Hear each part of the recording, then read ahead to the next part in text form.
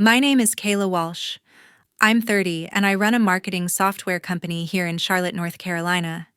That Friday, my phone rang while I was closing a six-figure deal. It was my younger brother, Shane. Kayla, you need to come home right now. Something serious is going on. I dropped everything and drove straight to the house I'd been paying the mortgage on for 6 years. The second I stepped inside the living room full of relatives went wild. Shane threw his arms up and yelled at the top of his lungs, "The leech is back!" Everyone burst out laughing, clapping, cheering like it was the funniest joke they'd heard all year. I didn't say a word. I just reached into my pocket, pulled out my phone, and hit play.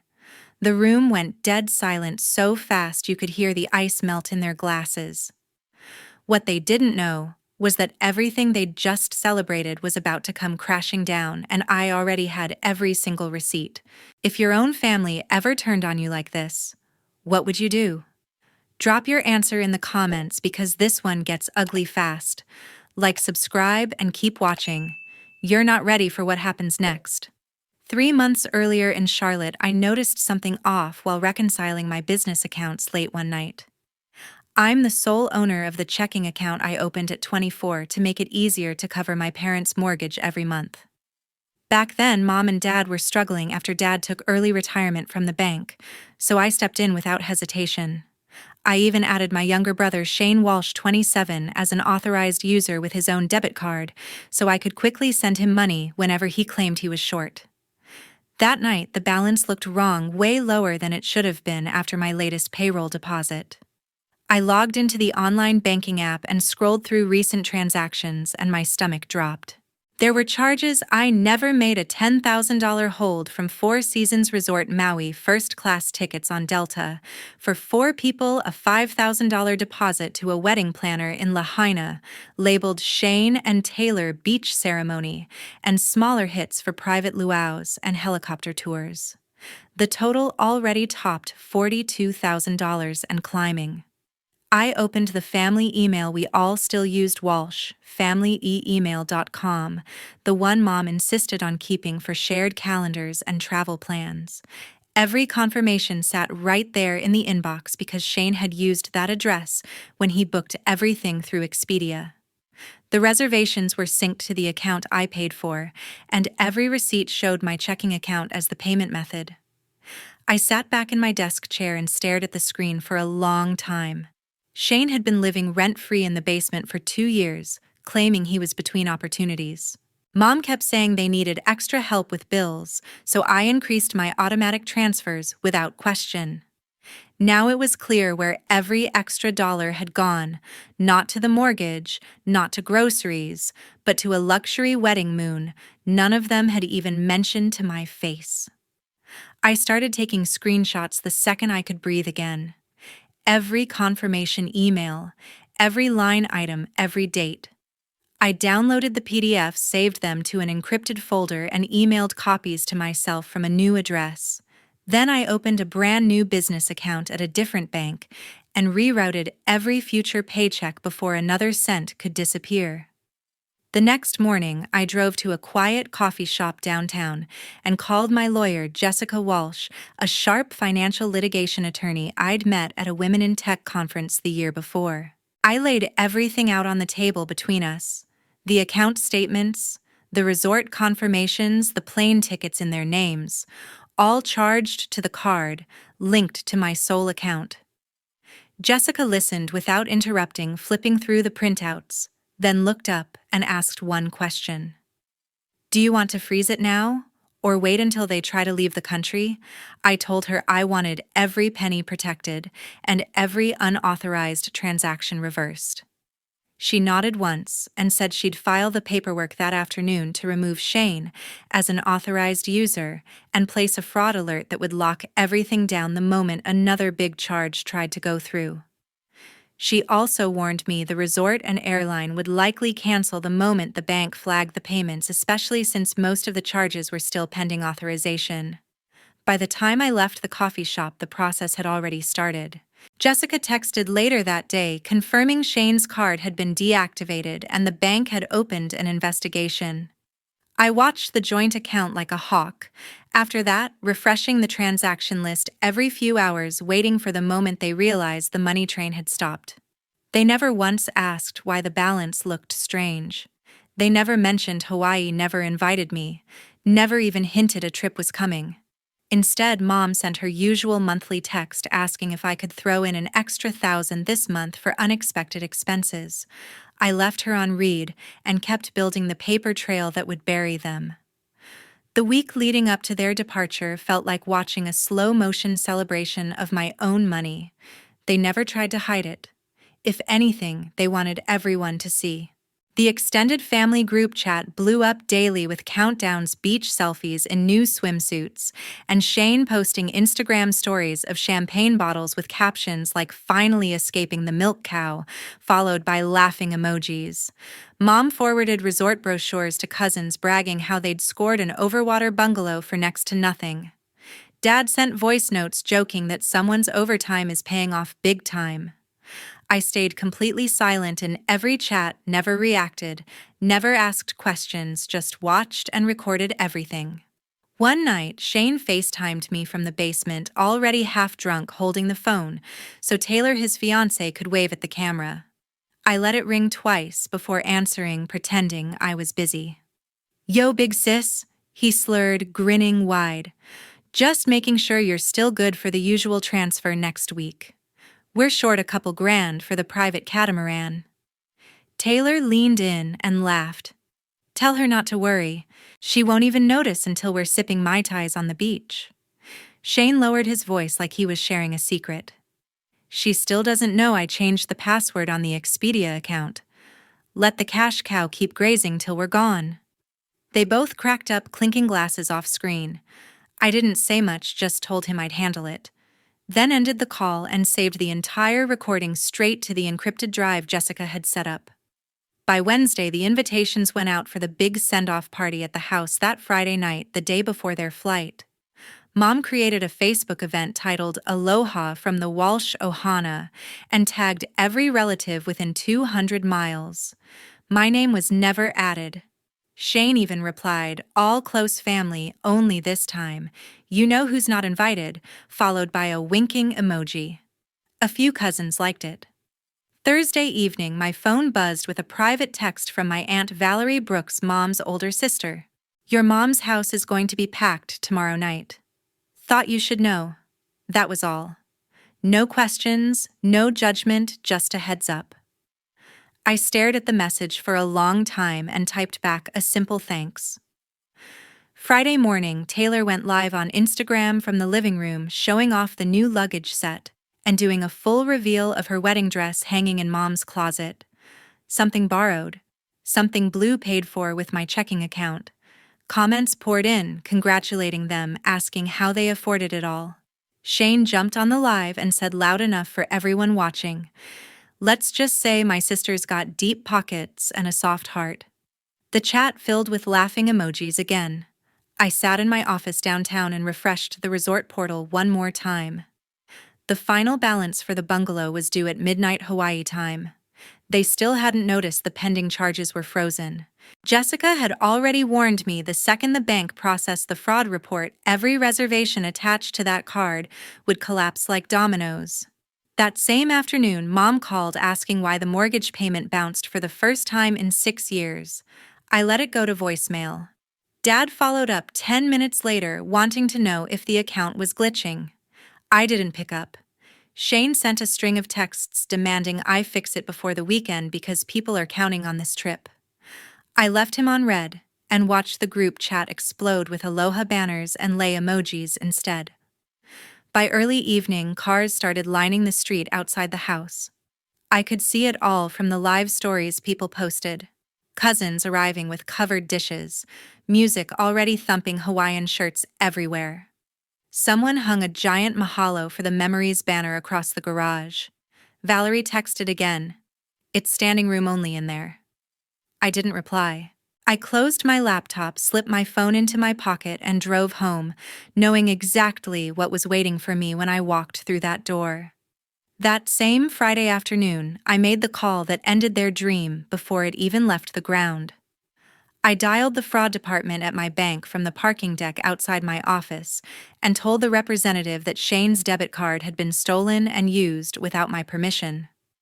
I stayed calm, gave them the exact dates and amounts of the unauthorized charges, and authorized an immediate lock on the entire account pending investigation. Within 8 minutes, the agent confirmed both the physical card and all digital access linked to Shane were deactivated, and a full freeze had been placed on any new transactions until the dispute cleared. Less than an hour later, the first domino fell. 4 seasons. Maui requires the physical card present at check-in for any reservation over $10,000. When the bank reversed the $18,000 hold as fraudulent, the resort system automatically canceled the Overwater bungalow and emailed every guest on the booking. Mom opened it first in the airport parking lot, while they loaded the new luggage into the shuttle and screamed loud enough for strangers to turn around. Minutes after that, Delta's system flagged the remaining 80% of the first-class tickets as unpaid because the original payment method was now declined. The airline sent a polite but final cancellation notice to the same family email address, releasing the seats back into inventory. Dad stood at the check-in counter arguing with the agent for 20 minutes, while the line grew behind him, refusing to believe the tickets were gone, until security asked him to step aside. They made it as far as the TSA line at Charlotte Douglas International when the phones started exploding. Taylor refreshed her Expedia app in a panic and watched every excursion, every dinner reservation, every private transfer vanish one by one as the merchants processed the chargebacks. Shane tried swiping his card at the airport bar to calm his nerves and watched it get denied in front of the bartender. That's when the calls started coming to me one after another. Mom, first voice shaking with rage, demanding to know why her card wasn't working and threatening to miss the wedding she'd planned for a year. Dad next yelling over airport noise about how I was ruining everything they'd worked for. Taylor left a tearful voicemail about deposits and photographers, and how could I be so cruel right before the big day. Shane called last, practically screaming into the speaker while people stared. "Fix this right now, Kayla. Do you have any idea what you've done?" I waited until he ran out of breath, then typed a single message and hit send. Something important came up at the house. "Get back here now." They had no choice. The shuttle turned around in the departures loop and headed back toward the interstate, while the 4 of them sat in stunned silence, watching the terminal disappear in the rear window. Mom kept refreshing her email, hoping the confirmations would magically reappear. Dad stared straight ahead, gripping the steering wheel so hard his knuckles went white. Taylor cried quietly into Shane's shoulder while he sent me text after text that went unanswered. By the time they crossed the city limits, the party was in full swing, music spilling out the open windows, cars packed along both sides of the street. None of them knew I was already parked 2 houses down, watching the front door through my windshield, phone in hand and fully charged. They walked into that house thinking they still held all the cards, but every reservation, every dollar, every plan they'd made at my expense had already been erased. When I walked through the front door that night, the entire house smelled like pineapple candles and cheap beer. The music was loud, the living room packed shoulder to shoulder, with relatives in Hawaiian shirts and plastic leis. Mom stood on the coffee table holding court with a tropical drink in one hand, retelling the story of how they scored the trip of a lifetime while everyone cheered. Dad worked the grill on the back deck, flipping burgers and bragging about first-class legroom. Taylor posed for photos in front of the balloon arch veil, already on, smiling like tomorrow was still happening. They didn't see me at first.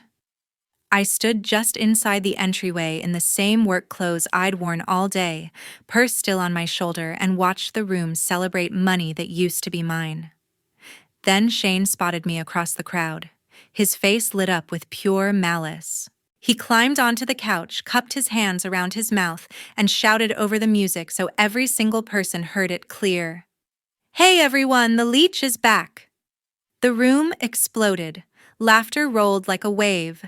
People turned, raised their cups, clapped, whistled. Someone yelled speech, and a cousin I barely knew started chanting my old high school nickname. Mom laughed so hard she almost spilled her drink. Dad lifted his spatula in a mock toast from the doorway. I didn't move. I didn't speak. I just reached into my pocket, pulled out my phone, turned the volume all the way up, and pressed play. Shane's own voice filled the room first, loud and drunk from the FaceTime call the week before. She still doesn't know I changed the password on the Expedia account. Let the cash cow keep grazing till we're gone. Taylor's laugh followed, sharp and cruel. She won't even notice until we're sipping Mai Tais on the beach. The music kept going for 2 more seconds before someone killed it. The only sound left was the recording switching to the Delta cancellation email read aloud by the robotic voice, then the Four Seasons Maui confirmation of full chargeback and immediate reservation termination. I flipped the screen around so the nearest cousins could see the screenshots. $42,000 in charges, every single one linked to my account, every single one now reversed. You could hear the air leave the room. Glasses lowered. Smiles froze and died. Mom's face went white under her fake tan. Dad dropped the spatula on the deck. Taylor's veil slipped sideways as she stared at the phone like it might bite her. I opened the big family group chat right there in front of everyone, attached to the entire folder, every screenshot, every recording, every canceled confirmation, and hit send. Phones all over the house started buzzing at once. Aunts pulled theirs out mid-sip and gasped. One uncle muttered, "Jesus Christ," under his breath. Valerie stood near the kitchen, looked straight at Mom, set her untouched drink on the counter, and walked out the front door without a word. 3 more cousins followed her within seconds, keys already in hand. Shane tried to laugh it off at first, voice cracking. "It's a joke, come on. She's overreacting." Nobody laughed with him this time. Mom stepped down from the coffee table and took a shaky step toward me. "Kayla, we can talk about this privately." I just looked at her, then at Dad, then at Shane and Taylor shrinking together by the balloon arch, and slipped my phone back into my pocket. The party was over. The only thing left in that house was silence, and the smell of burned burgers drifting in from the deck. 4 months later, in Mecklenburg County Courthouse, I sat on the plaintiff's side in a quiet civil courtroom while Jessica presented the final stack of evidence. The lawsuit itself had been straightforward: misuse of funds, breach of fiduciary duty as an authorized user, and conversion of personal property. Jessica laid out the bank records in chronological order, highlighted every unauthorized charge in yellow, and played the FaceTime recording for the judge without raising her voice once. Mom and Dad hired a cheap attorney who spent most of the hearing, claiming it was all a family misunderstanding. Shane showed up alone, looking like he hadn't slept in weeks, and tried to argue he had verbal permission to use the card for whatever he wanted. The judge listened to everything, asked a few short questions, then ruled from the bench. My parents were ordered to repay the full $42,000 within 90 days. If they failed, a lien would be placed on the house, and the property sold at sheriff's auction to satisfy the judgment. The judge made it clear the mortgage payments I had been making for years did not give them ownership rights over money that was never theirs. Shane's punishment came through the credit system instead of the courtroom. Because he had been an authorized user on the account, when the fraud report was filed, the bank reported the disputed $42,000 as delinquent debt in his name as well. 30 days later, his credit score dropped almost 200 points. The car dealership he had just started working for ran a routine background check, saw the new collections mark, and let him go the same afternoon. He lasted less than a month at the next 2 places for the same reason. Taylor ended things 2 weeks after the ruling. She texted Shane that she wasn't signing up for a lifetime of bad credit and courthouse weddings, packed everything she owned into her SUV, and moved back to her parents' house in Raleigh. The ring came off the same day the judgment hit public record. Mom and Dad tried every excuse in the book. They showed up at my office unannounced one afternoon, begging for an extension, claiming they were looking into refinancing options. I reminded them the 90-day clock was already ticking and closed the door. They left messages about medical bills and car repairs that suddenly couldn't wait. I stopped answering altogether. Jessica filed the lien on day 89 when the first payment never arrived. The house went on the market 3 weeks later through a court-ordered sale. They fought it with motions and tears, but the judge denied every delay. I never went back to that courthouse after the final order was signed. There was nothing left to say in a room full of strangers. 19 months after the judgment, I stood on the rooftop of my new company headquarters in uptown Charlotte and realized the skyline finally looked like it belonged to me. My business had grown beyond anything I once dreamed possible. Revenue tripled, then kept climbing. We opened a sleek second office in Raleigh, moved 50 employees into a space with floor-to-ceiling windows, and closed our first 8-figure funding round with investors who actually listened when I spoke. Morgan Reed, my best friend since college, signed as co-founder and equal partner the day we hit $100 million in lifetime sales.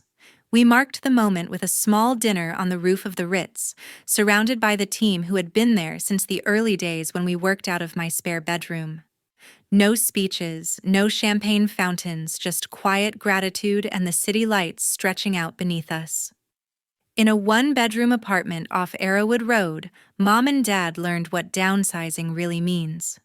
The house sold at auction for less than the remaining lien after fees. They walked away with almost nothing.